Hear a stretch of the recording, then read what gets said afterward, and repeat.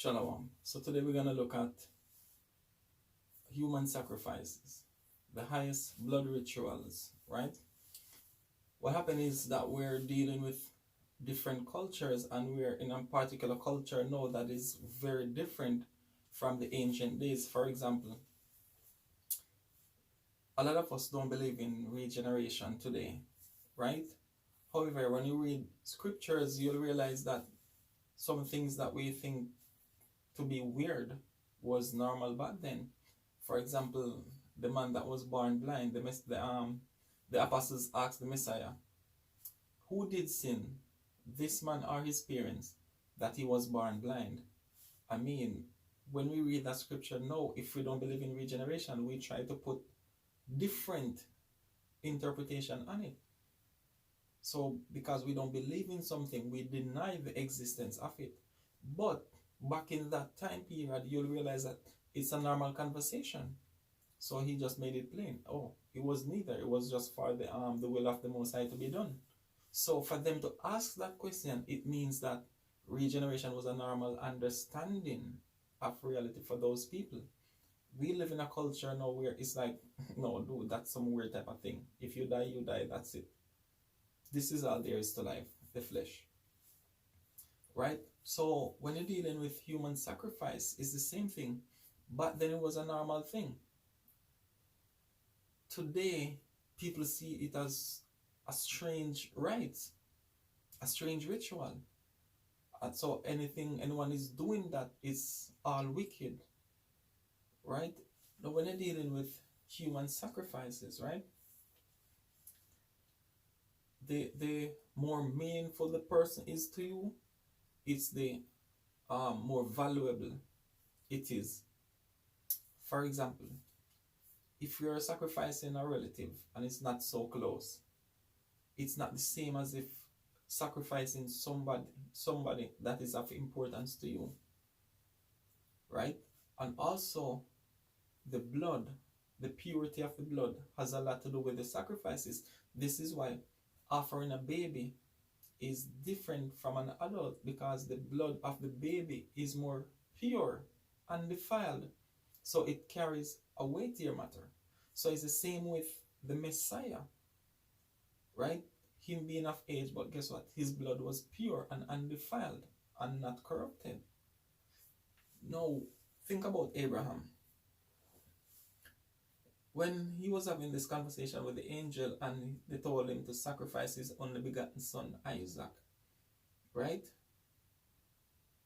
If it was a strange rite back then, how would Abraham behave towards it if the angel was telling him to sacrifice his only begotten? For example, if someone come today and tell you to sacrifice your own son, guess what? You would perceive it as something wicked because it's not normal in this culture for some people.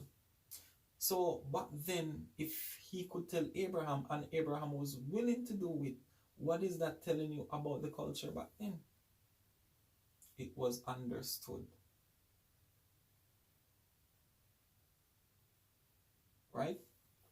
Now, remember, when we're dealing with the term only begotten, Abraham had other sons, right? He had Ishmael and he had Isaac. So when you're dealing with only begotten now, it's the one who is really following your path.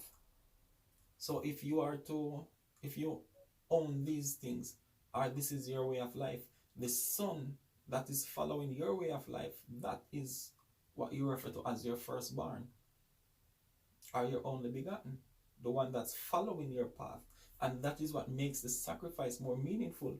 So if you're on this journey and you have two sons, one son following you and the other one is rebelling against you, if you sacrifice the son that is rebelling against you, it is not the same as sacrificing the one that is following after your lead.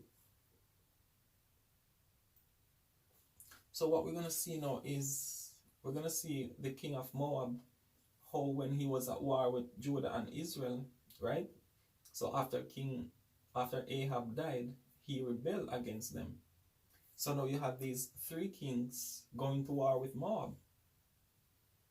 Now let's read the book of 2 Kings chapter 3, and we're going to start at 26. It says, And when the king of Moab saw that the battle was too sore for him, meaning what? The Israelites were pursuing after him. They were winning the war, right? Edom was among them. It says, he took with him 700 men that drew swords to break through even unto the king of Edom, but they could not. So even with 700 men, they could not win. They could not lead the battle, right? It says, then he took his eldest son that should have reigned in his stead.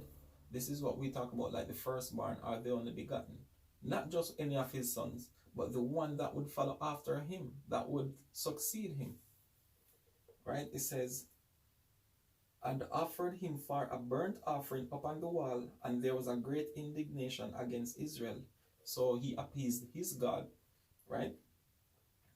It says, and offered him for a burnt offering upon the wall, and there was great indignation against Israel, and they departed from him and returned to their own land. So guess what? Remember, the Israelites were winning the war. That even the Moabites had to run away from, and they pursued after the Moabites.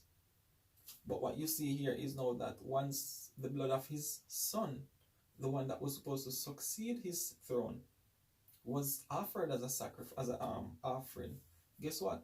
Even the Israelites had to run. They had to leave. They had to abandon the siege. Right? So what we're talking about is with this human sacrifice that a lot of you in this Western culture believe that it doesn't exist or it is not real. The life of the flesh is in the blood. And this is why a lot of you don't understand that you can sacrifice one human being for another. A person has a grave sickness, and guess what? He can be healed by sacrificing another life for his life. Do we do it? No. Can it be done? Yes. So there's a difference. So just because you might not believe in it, it doesn't mean that you should deny the existence of it. You know what that is going into? Delusional. So yes, blood rituals are real, human sacrifices are real, and they carry a lot of weight in the spiritual realm. Shalom.